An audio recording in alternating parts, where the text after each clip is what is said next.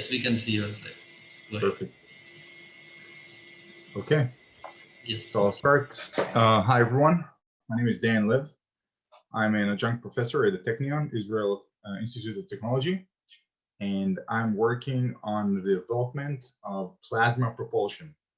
So it's mainly focused on how to get there. We're talking today mainly about astrophysics and different concepts of faraway planets and galaxies. But today right now we'll go back to the Earth and we'll talk about applicable methods to get to space and how to maneuver in space.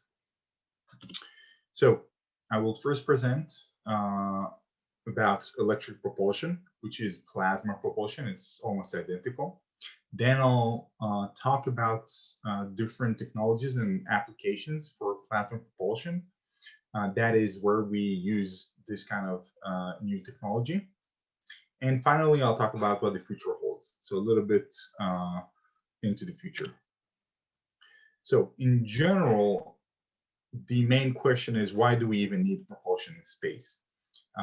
It might be pretty obvious to some of you, but many spacecraft actually do not have propulsion in space. They actually hover around space in their orbit, and they cannot maneuver. However, as time goes by and more missions are executed to space, we need more maneuverability in space. So every spacecraft that needs to move in space, it needs some form of momentum, of course. It needs to produce momentum in some way. And the reason to do this is because there are many different applications or many different requirements for momentum. Everything depends on the mission itself. So for example, let's take a look, for example, at the geostationary Earth orbit station keeping mission. A satellite, which is in geo, usually satellites that broadcast satellite TV, for example, they need some momentum, some energy, some maneuverability in order to stay in orbit. There are some applications in which we need orbit raising. So we have one satellite in a low Earth orbit, for example, and needs to maneuver, it needs to move to a different orbit. We can have missions in which the satellite is orbiting the Earth in a very low altitude orbit. And in that case, we have molecules, air molecules that are actually impeding the motion of the satellite. And eventually, without thrust or without some power to hold it in its orbit, it will descend to Earth.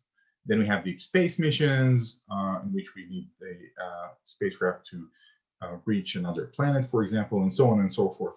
So there are many reasons why we need maneuverability in space. Now, the basic concept or the gist of how to move in space, it's basically Newton's second law of motion. All we need is to throw some particles, let's call them fuel particles, in one direction, and then the spacecraft moves in the other direction. So in this basic example, the boy on the skateboard throws the red ball to the left-hand side, and then that boy will move to the right-hand side according to the Newton's second law of motion. So one thing that we have to remember here is that if that boy wants to move at a certain velocity to the right-hand side, what he needs to do is he needs to throw the red ball quickly to the left-hand side. But if he wants to move faster, of course, he needs to just throw the ball faster to the left-hand side. So it's basic logic, of course. But the same thing applies to spacecraft in their orbit. So if a spacecraft wants to move in one direction, all it needs to do is release some particles in the other direction. Now, an interesting thing here is that if it wants to reach a certain momentum, it can do that by throwing those particles, fuel particles, even quicker than conventionally. And in that case, it would have to use less particles or less fuel in order to reach the same total momentum. And that's very important because it means that the essence of what we're trying to do when we develop propulsion systems is to get to the point in which we throw those fuel particles as quick or as fast as possible out of the spacecraft. So the conventional chemical propulsion or conventional propulsion that you see when you think about thrusters or space engines, you know, those huge boosters that you see when some rocket is launched into space, everything is usually based on something that we call chemical propulsion. And that is, we have some oxidizer and fuel containers on board the spacecraft or rocket. And these are injected into basically a burning cell or some combustion chamber where those two materials are mixed, usually brought to high temperature, and then they react chemically in an exothermic reaction usually. So it releases heat. And this is where the energy comes from. Once the heat is released, those particles go through a converging diverging nozzle, like you see here in the picture, and then kinetic energy is generated. So thermal energy is converted into kinetic energy. And this is how we create thrust in space, so force in space. And this is exactly how momentum is created. Now, the thing that we have to remember here is that the energy comes from the chemical bonds between the atoms of these molecules, of both the fuel and the oxidizer. And this means that we have a limitation for the energy that we can extract out of these materials per kilogram of that material. So there is a limitation to the speed or the velocity of those fuel particles once they're released out of that nozzle. Now, how about to think about a different idea here? Something a little bit better, a little bit more efficient, that eventually will bring our fuel particles to higher temperatures, to higher velocities too. So we can think of a different idea in which we have a propellant storage container, so a propellant tank, if you will. And in that tank, we can store either gas, liquid, or fuel, or other types of fuels, whatever we have. Then we take that material, we ionize it. So we basically pull out one electron out of each and every molecule or atom of that material. And then we pass those charged particles, those ionized particles, through an electric field. Now that electric field accelerates those particles to high velocities, and eventually those particles are ejected out of the thruster, and they generate thrust or momentum. Now, the big advantage here is that if we want more thrust or more momentum, all we need to do is just increase the electric field here. So the more we increase the electric field, we can accelerate the particles more, release them at higher velocity, and then we would need less fuel in order to execute the same space mission. And theoretically, there is no limit to how fast we can get those particles, because we can just have to crank up the voltage to create higher electric fields, and we can just push those particles faster out of the thruster. So that is the gist of electric propulsion, and just a little glimpse of what it looks like exactly. And what we see here is different electric thrusters. They all operate in the same basic recipe that I just described. And this is an ionized gas that goes through electric and or magnetic fields. And what you see here is mainly the light that comes out of these thrusters. And that light is a consequence and outcome of those free electrons that are generated in the ionization process. And usually what they do is they have high temperatures, high energies, and they just hit electrons or ions or neutralized particles inside the thruster. And this is the light emitted of these encounters, usually electrons and ions in the thruster. So it looks very neat. This is one of the things I like about electric propulsion. So the recipe that I just described, just to go through it once again, is that what we need to do is to inject the gas into the thruster. We need to ionize it. Then we need to apply electric and or magnetic fields in order to manipulate that gas or accelerate it out of the thruster. And then the final thing that we need to do is we need to neutralize the ion beam coming out of the thruster. If we're pushing out many positive particles, they're all electrically charged. Eventually, what will happen is that we're getting rid of many positively charged particles. This means that the spacecraft will be negatively charged with an even but negative overall charge, right?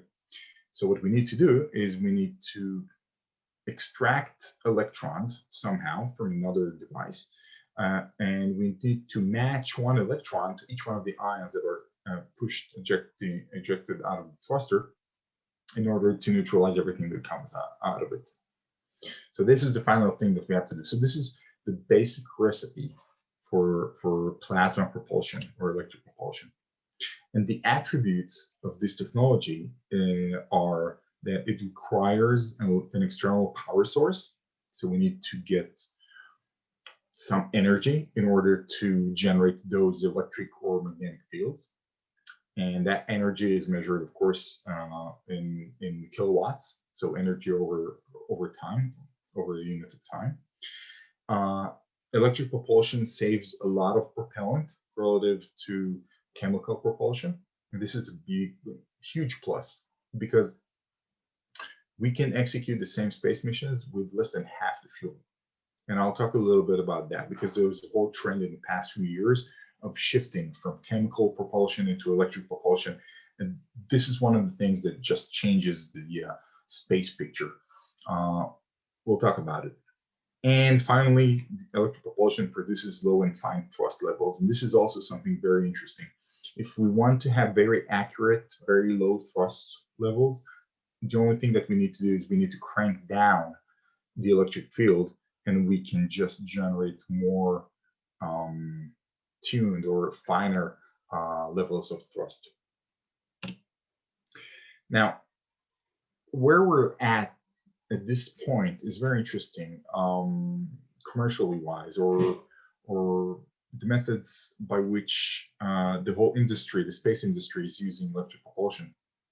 Well, on one hand, this technology is very breakthrough. It's just very efficient. It's, it might seem like the next generation of space propulsion to some people, but at the same time, the space industry conservatism holds it back. It takes a lot of time to adopt new technologies such as electric propulsion. So let's see exactly what is the history of this technology and where we are today. So this technology was conceived about 100 years ago in 1906. 2 decades after that, it was first published in a book in 1929. In 1964, that was the first year in which 2 missions with electric propulsions were executed. One by the United States, the other one by the Soviet Union. It's not a coincidence that these were executed exactly in the same year. And finally, and to my opinion, most importantly, the first commercial use of electric propulsion was in 1981, exactly 40 years ago. Now, this is a very important milestone in the development of this, or in the proliferation of this technology, just because when things start to be used in a commercial atmosphere, in a commercial environment, this is usually when things develop quickly and they proliferate very quickly because there is some financial incentive in using them. So I would argue that 40 years ago, in 1981, those were the first attempts to actually develop those technologies and proliferate them. Today, in 2021, EP is being developed and manufactured in quite a few places around the world. It's not very surprisingly that they're manufactured usually in the East, in China, Japan, very advanced facilities, also in Singapore, and then in Europe, of course, in Russia, which is also very advanced when it comes to electric propulsion, and of course in the United States. Now, I'd like to spend a few minutes talking about where electric propulsion is being used these days. And there are 4 main applications or 4 main types of space missions or spacecraft in which electric propulsion is being used. The first one is geosatellites. These are satellites that are hovering at an altitude of 36,000 kilometers. They're hovering exactly in an orbit that's on above one constant point on Earth. These are usually referred to as the moneymakers of the space industry because these are broadcast satellites, TV satellite, and so on. We have the low Earth orbit satellites. These are very low Earth orbit satellites, usually around 600, 700 kilometers. And they're usually observation satellites. And more recently, in the past few years, there are also communication satellites, such as in the Starlink constellation with SpaceX. Then we have interplanetary spacecraft, deep space missions to other planets or other asteroids. And we have very small spacecraft satellites, CubeSats, nano satellites, anything that's below 50 kilograms, for example. Now, when it comes to geosatellites, traditionally, electric propulsion was used to save fuel for maneuvers at the designated orbit of the satellite. So in order to stay in one point above one point on Earth, there are some corrections that are needed just to keep that satellite in its designated spot. So those thrusters, that electric propulsion system, would be used once or twice a day, maybe once in every other day, just to maintain the orbit of the satellite. But in recent years, as the reliability of those systems were proven to work very nicely in space, electric propulsion has been used also to transfer whole satellites into orbit. And they're so fuel efficient that 5 and 6 ton satellites are now 2.5 and 3 ton satellites. So the overall mass of these satellites was reduced immensely just by using electric propulsion because it's such a fuel-saving technology. And that's the common solution is propulsion system between 1 and 5 kilowatts of power. When it comes to LEO satellites, there isn't much use of electric propulsion or propulsion at all for these satellites because most of them are hovering at 600 kilometers, and they don't have much drag or much reason to operate those thrusters of the propulsion system just to maintain their orbit. However, since using electric propulsion allows us to obtain a lot of maneuverability in space, there is a whole set of new applications that did not exist in the past, and now they're being used. So, for example, orbit raising in low Earth orbit was never used in the past. No one thought about using that to a greater extent as being conducted today. And electric propulsion permits something like that. It's feasible. Very low Earth orbit missions, for example. No one thought about executing a mission in which a satellite could be in orbit lower than 300 kilometers just because of the high drag environment. But electric propulsion actually enables that just because it produces continuous, very low, fine levels of thrust that allow the satellite to maintain its orbit.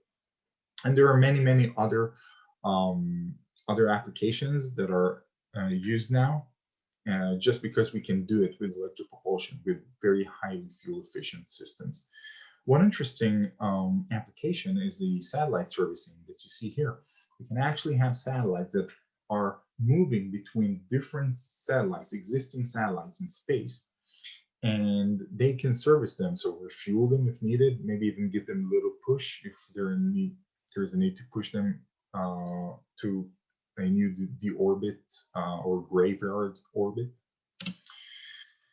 So there is a whole new spectrum of applications that was discovered, or it wasn't really discovered, it was there all the time, but the technology was missing to allow for very high maneuverability in space with low quantities of fuel.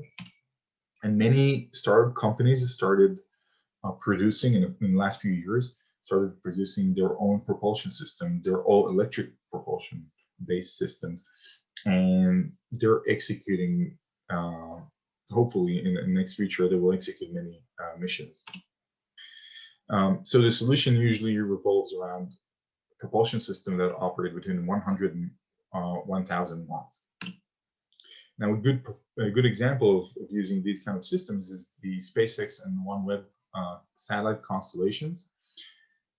Every SpaceX satellite, which is part of the Starlink constellation, carries on board a propulsion system, which is electric, based on a Hall effect thruster. And there are more than 1,300 such satellites in space. And that's amazing, because this means that there are that number of electric propulsion systems in space. So there's a whole revolution here. And the only reason why these satellites are so small is just because they have that high maneuverability using electric propulsion system. Moving to interplanetary spacecraft. The main application of interplanetary spacecraft is just continuous thrust in order to bring the spacecraft to its designated planet or asteroid. And for that, we need to use very highly efficient propulsion systems, usually based on ion thrusters, which are very, very fuel efficient. So what we see here is the missions, deep space missions that employed electric propulsion, and we have 8 of those missions, and most of them were used in the past few years. So there's an increasing use of electric propulsion just because of the highly fuel efficient nature of these systems. Lastly, small spacecraft under 50 kilograms. Well, since this is basically the flagship of the new space era, I would say, CubeSats have a whole set of different applications or different needs for maneuverability. So each mission, each CubeSat would need a different type of maneuverability. But the thing that is common to all applications, to all needs of those CubeSats, is the fact that they have low power, low volume, and they carry a very low mass. So there's a whole set of very small propulsion systems, all electric, and what they do is they just generate high thrust as much as they can. They use very low power because this is the only power that's available on CubeSat, and at the same time, they have to be very light, very compact.